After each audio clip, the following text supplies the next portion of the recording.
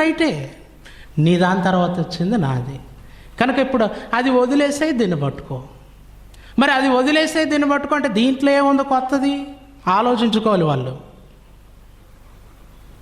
ఏమండి, అది వదిలేసే అంటున్నాడు. ఇందులో ఏమైనా ఇవ్వటం మర్చిపోయాడా దేవుడు? ఏమన్నా ఇవ్వటం మర్చిపోయాడా? ప్రకటన గ్రంథం చివరిలోనే చెప్పాడు. ఏమని? చివరిలోనే చెప్పాడు, ఇందులో ఒకటి కలపొద్దు, ఒకటి తీసేయొద్దు అన్నాడు. ఎందుకు? అంతా పరిపూర్ణంగా ఇచ్చేసాను నాయన, ఇక నువ్వేమీ ఎక్స్ట్రాలు చేయకు అని దాని అర్థం.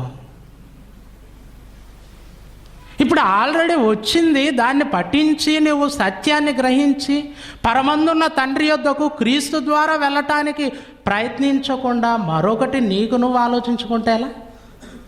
పోనీ ఆలోచించు, నీది నువ్వు ప్రకటించుకో, తప్పులేదు. నీ ఖురాను గ్రంథం దేవుని గ్రంథం అని గట్టిగా నీకు ఒప్పించే సత్తా ఉంటే మాట్లాడుకో, కానీ బైబిల్ జోలికి మాత్రం రాకు. బైబిల్ నీకు తెలియదు, ఇతనికే కాదు ప్రపంచంలో ఎవరికి తెలియదు. అందుకే మా ఆత్మీయ తండ్రి జయశాలి పీడి సుందరరావు గారు మాట్లాడుతూ ప్రపంచంలో ఎవరికి తెలియదు బైబిల్ అని మాట్లాడుతుంటాడు. ఎక్కడ చూడు, చాలామంది బోధకులు ఈ మాట విని బాధపడిపోతుంటారండి, మాకు తెలీదా బైబిల్ అని. తెలిస్తే ఇలాంటి వారిని ఎప్పుడో ఏరి పాడేసేవాళ్ళు, ఇలాంటి వారిని ఎప్పుడో ఎదుర్కొనేవాళ్ళు. ఒక దరిద్రుణ్ణి మన బోధకుణ్ణి ఆహ్వానిస్తే స్టేజ్ మీదకి వెళ్ళిపోయాడండి, పిలవగానే వీళ్ళ సభకు వెళ్ళిపోయి అక్కడేదో నాకు ఇంగ్లీష్ వచ్చు అన్నట్టు 4 మాటలు ఇంగ్లీషులో కొట్టేసి దిగొచ్చాడు. చూపిస్తాను చివర్లో. ఏమండి, మరలా ఊరికే పోలేదు, ఒంటి నిండా గౌన్ వేసుకున్నాడు. ఏంటి చెప్పండి? బైబిల్ తెలియని వాళ్ళ దగ్గరికి వెళ్ళి మనం వాళ్ళు చెప్తే వినటమా? బైబిల్ అర్థం కావాలంటే, బైబిల్ నేర్చుకోవాలంటే ఎక్కడికి రావాలి తెలుసా? బైబిల్ ఓపెన్ యూనివర్సిటీ ఇండియా ఇంటర్నేషనల్కి రావాలి.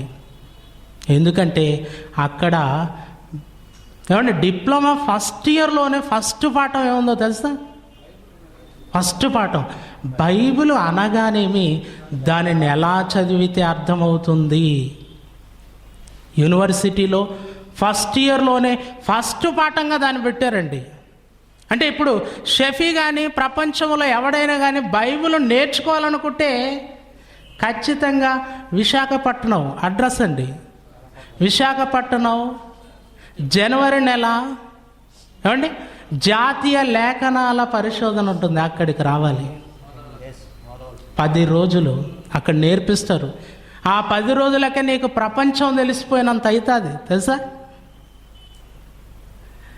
నీవు అనుకున్నది నీ ఆలోచన ప్రకారం బోధించకు. ఆదరణకర్త అనగా ఉత్తరవాది అన్నప్పుడు యేసుక్రీస్తు మొదటి ఉత్తరవాది, రెండవ ఉత్తరవాది పరిశుద్ధాత్ముడు. ఈయనను తీసేసి ఆయనను పెడతావా నువ్వు? అంటే నీకు ఇష్టం వచ్చినట్టు చేస్తే ఇక్కడ వినటానికి ఎవరున్నారు? నీ వాళ్ళు వినొచ్చు, లేదా క్రైస్తవుల్లో అనేక మంది వినొచ్చు, కానీ యూనివర్సిటీ వారు మాత్రం వినరది. నిలదీస్తారు, ఖచ్చితంగా వాదిస్తారు, నిన్ను ఒప్పించే అవసరమైతే నీకు బ్యాప్తిసం ఇస్తారు. బ్యాప్తిసం ఇస్తారు, నిజం అది. పడలేదు, పడతాది ఎప్పుడో ఒకసారి. చాలామంది ఎదురు చూస్తున్నారు. మీ ఆశ కోరిక త్వరలో నెరవేరబోతుంది. ఎందుకంటే తొందరపడితే ఏమంటే 2 మాటల్లో వెళ్ళిపోతాడు అంతే. షఫీ అంటే మీరేదో గొప్పగా అనుకుంటున్నారు. వాక్యాలు ధనాధన 4 మాట్లాడేసేసరికి, బైబిల్ చూడకుండా మాట్లాడేసరికి మనోళ్ళు నోరు తెరిచి వింటున్నారు. కొంతమంది కంఠపాఠం చేశాడు అంతే, విషయాన్ని కంఠపాఠం పట్టాడంతే. ఈరోజు అదే విషయం కంఠపాఠం చేసి చూడకుండా చెప్పగలిగే వాళ్ళు బైబిల్ ఓపెన్ యూనివర్సిటీలో చిన్నపిల్లలు ఉన్నారు, వెళ్ళి చూడండి అక్కడ. ఏమంటే విశాఖపట్నంలో చిన్నపిల్లలు బైబిల్ చూడరు, కానీ బైబిల్లో ఉన్న విషయాలు ఒకటెనక ఒకటి టగా చెప్పేస్తారు. చెప్పేది కాదండి విషయం, సబ్జెక్టు కావాలి ఇక్కడ. చూడకుండా మాట్లాడుతున్నాడు, బైబిల్ చూడకుండా పట్టుకోకుండా మాట్లాడుతున్నాడు, ఖురాన్ చూడకుండా మాట్లాడుతున్నాడు. అది కాదు, ఏ వాక్యం ఎందుకుందో చూడాలి, ఖచ్చితంగా చూసి మాట్లాడు, సత్యం మాట్లాడు. నువ్వు చూడకుండా మాట్లాడావా, చూసి మాట్లాడావా అనేది కాదు. కనుక బైబిల్లో లేని ఈ విషయాన్ని ఇతడు జోడించాడు. యేసు తర్వాత వచ్చిన ఆదరణకర్తట, మహమ్మద్ అని అతికించేశాడు. రెండవ ఉత్తరవాది మహమ్మద్ కాదు, దేవుని ఆత్మ, పరిశుద్ధాత్మ. ఇక 4వ కౌంటర్ చూడండి. 4వ విషయము, ఆయన అనగా సత్య స్వరూపి అయిన ఆత్మ అని 12-13 వాక్యాల్లో యోహాను రాస్తున్నాడు. ఆయన అనగా ఎవరంట? ఆయన ఎక్స్ప్లెనేషన్ ఇస్తున్నారు. సత్య స్వరూపి అయిన ఆత్మ. క్రైస్తవులు ఇది చూపించి అనొచ్చు, ఆత్మ అని ఉంది కదండి, ఆత్మ అంటే మరి వ్యక్తి ఎలా అవుతాడు? పరిశుద్ధాత్మ కదా అనొచ్చు. ఇక్కడ గమనించదగ్గ విషయం ఏమిటంటే, యోహాను రాస్తున్నాడు ఆయన అనగా, అనగా అంటే ఎక్స్ప్లెనేషన్ ఇస్తున్నాడు. ఏమని ఇస్తున్నాడు? పరిశుద్ధాత్మైన ఆత్మ. యోహాను ఆత్మ అంటే ఒక ప్రవక్తని కూడా ఆత్మ అంటాడు. ఈ యోహాను యొక్క భాష. ఉదాహరణకు చూసుకున్నట్లయితే 1వ యోహాను 4వ అధ్యాయము 1వ వాక్యాన్ని చూసినట్లయితే యోహాను ఇలా రాస్తున్నాడు. ఏమని? ప్రియులారా, అనేక అబద్ధ ప్రవక్తలు లోకములో బయలుదేరి ఉన్నారు కనుక మీరు ప్రతి ఆత్మను నమ్మక, ప్రతి ప్రవక్తను అనడం లేదు, ప్రతి ఆత్మను నమ్మక, ఆయా ఆత్మ దేవుని సంబంధమైందో కాదో మీరు పరీక్షించి తెలుసుకోండి. ప్రతి ఆత్మని అంటున్నారు, ప్రతి ప్రవక్తని అనాలి. అంటే ఆత్మ అంటే ప్రవక్త అని యోహాను యొక్క ఉద్దేశము. ఆయన అనగా సత్య స్వరూపి అయిన ఆత్మ అంటే సత్య స్వరూపి అయిన ప్రవక్త అని అర్థము. యోహాను సువార్త 14వ అధ్యాయము 26వ వాక్యంలో ఆయన అనగా పరిశుద్ధాత్మ అన్నారు. పరిశుద్ధాత్మను కలిగి ఉన్నటువంటి ప్రవక్త అంటే చూసారు ఇక్కడ, ఇది 4వ ఆధారం అట. దేనికి ఆధారం? మహమ్మదు ప్రవక్త అనటానికి 4వ ఆధారం. ఈ 4వ ఆధారంలో ఇతడు చెప్పేటటువంటి విషయం ఏంటంటే, యోహాను రాస్తున్నాడు, యోహాను సువార్త రాస్తున్నాడు. అతడు ఏ ఉద్దేశంతో రాశాడు అంటే, ఆత్మ అని చెప్పబడింది కదా, అతన్ని ప్రవక్త అని కూడా అతడు అంటాడట. ఏమండి?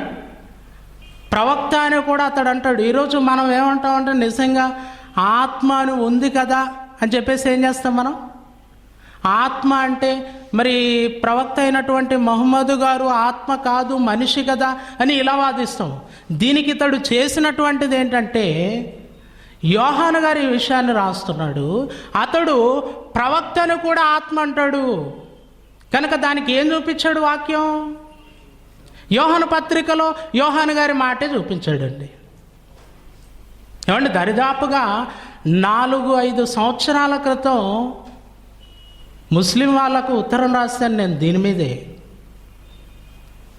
ఒక కరపత్రం దొరికింది నాకు, యేసు తర్వాత వచ్చిన ఆదరణకర్త మహమ్మద్ అని. ఆ కరపత్రం చదివిన తర్వాత అందులో ఉన్న విషయాన్ని చూసి ఈ వాక్యాలు చూసుకున్నాను.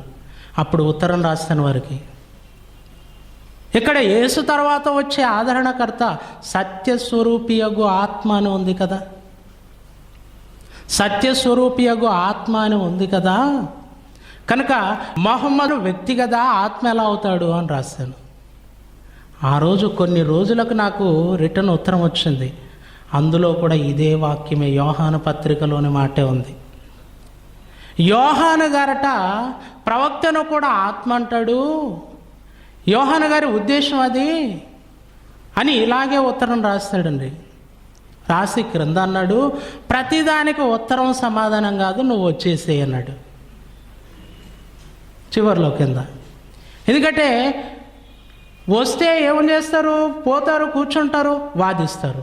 ఏం వాదిస్తారు? ఇదే, ఏముండదు. అందుకే ఇప్పుడు పొయ్యి వాళ్ళ వాదన చెల్లదు, మన వాదన చెల్లదు. అందుకే ఇప్పుడు అస్సలు సిస్సలైంది బయట పెట్టేస్తున్నాం మనం. అండ్ దీన్ని చూసి మైండ్ బ్లాక్ అయిపోవాలి షెఫీకి. ఈ సీడీ పంపుతామండి, మన దగ్గరే ఉండదు, ఇది వెళ్ళిపోవాలి బయటికి.